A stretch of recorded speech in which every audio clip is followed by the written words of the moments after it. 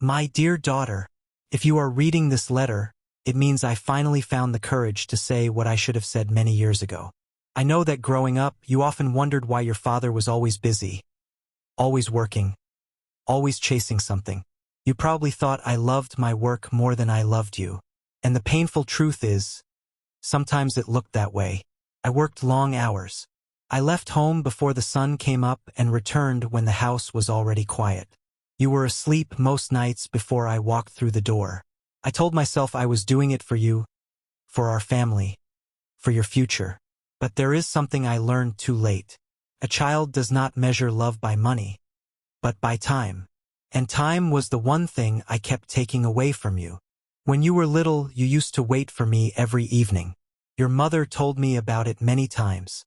She said you would sit near the window watching the gate, asking the same question over and over again. When will Daddy come home? Sometimes you even refused to sleep until you heard the sound of my car. But most nights, that sound never came early enough. I was always at the office. Meetings, deadlines, phone calls, business deals. I convinced myself that every extra hour I worked meant a better life for you. A bigger house, better schools, more comfort. But while I was busy building a future for you, I was slowly missing your present. I still remember the day you made that drawing for me. You were only 6 years old. Your teacher had asked everyone in the class to draw their family. Most children drew simple pictures. A mother, a father, maybe a house and the sun smiling above. But your drawing was different. When your mother showed it to me later that night, I didn't understand it at first. You had drawn yourself. You had drawn your mother. And next to us, you drew an empty space. Above that empty space you wrote in small, careful letters, "My daddy is at work." When your mother told me what it meant, she said you smiled proudly when you explained it to your teacher. You said, "My daddy works very hard. That's why he's not here." Everyone thought it was sweet. But when I saw that empty space, something inside me felt very heavy. There was another day I will never forget. Your 7th birthday. You had been talking about it for weeks. Your mother told me how excited you were. You even helped decorate the living room with colorful balloons and ribbons. You kept saying, "Daddy will be there this time. Daddy promised." And you were right. I did promise. But that morning, something happened at work. An important client called. There was a deal that had to be closed. Everyone said it was urgent. I told myself it would only take a few hours. But hours turned into the entire day. By the time I finally checked my phone, I saw several missed calls from your mother. And one message. "The cake is already cut." She waited as long as she could. When I got home that night, the balloons were already falling to the floor.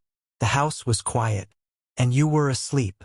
The next morning, you ran to me the moment you saw me. Your eyes were bright, and your voice was full of excitement. "Daddy, Daddy, you came home." I lifted you into my arms, trying to hide the guilt that was already growing inside me. Then you asked me a question. A very simple question. "Daddy, how much money do you make in 1 hour?" I was surprised. I laughed a little and asked why you wanted to know. But you kept insisting. "Please tell me, Daddy." So I answered you. "I make about $20 an hour." You became quiet for a moment. You looked down, thinking carefully. Then you said something that completely caught me off guard. "Daddy, can I borrow $10? At first, I became a little annoyed. I had just arrived home after a long night, and the first thing my daughter asked me for was money. I sighed and said, "Why do you need $10? Is it for a toy? Candy?" You shook your head quietly, but I was already tired and frustrated. So I told you, "You shouldn't be asking for money like that. Go to your room." Your little face fell. You slowly turned around and walked away without saying another word. A few hours later, I began to feel terrible. Maybe I had been too harsh. You were just a child.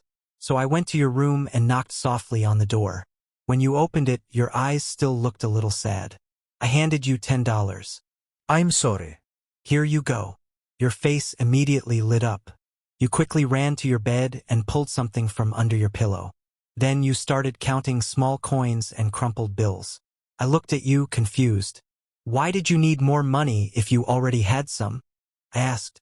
You looked up at me and said something I will never forget for the rest of my life. Daddy, now I have $20. You paused for a moment. Then you asked quietly, can I buy 1 hour of your time? In that moment, time stopped. Her small voice echoed in my mind. Can I buy 1 hour of your time? I looked at the money in her tiny hands. Coins, small crumpled bills. Everything she had been saving. She wasn't trying to buy a toy. She wasn't asking for candy. She was trying to buy me. My heart broke in a way I cannot fully describe. All those late nights, all those missed dinners, all those birthdays, school events, and bedtime stories I promised but never attended.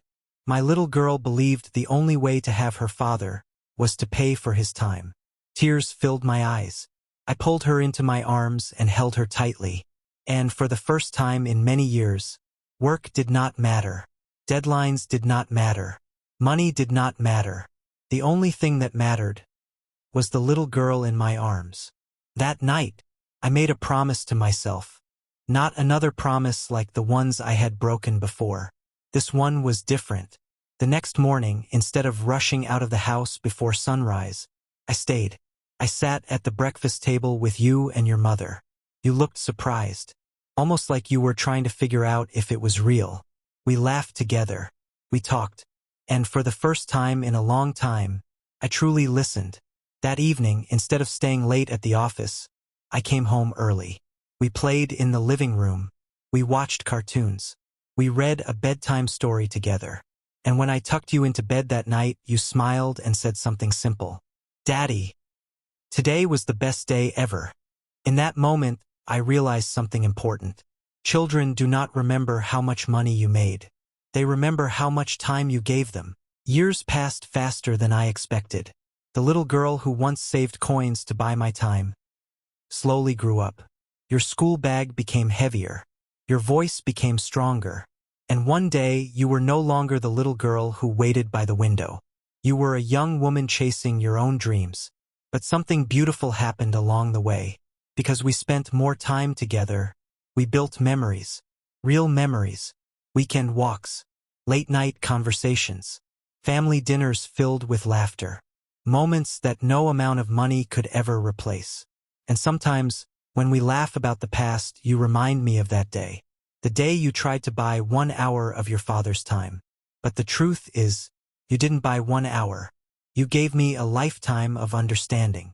My dear daughter, if there is one thing I want you to remember from my life, it is this. Success is not measured by how much money you make. It is measured by the moments you share with the people you love. I spent many years chasing things that felt important at the time. Promotions, deals, recognition. But when I look back now, the moments that truly matter are much simpler. Holding your tiny hand when you first learned to walk. Hearing you laugh during our silly games in the living room. Listening to your dreams late at night when the whole house was quiet. Those are the memories that stayed. Those are the treasures no bank can hold. So if one day life becomes busy for you, if work begins to demand all your time, remember this letter. Remember the little girl who tried to buy 1 hour of her father's time. And please, don't make my mistake. With all my love, Dad.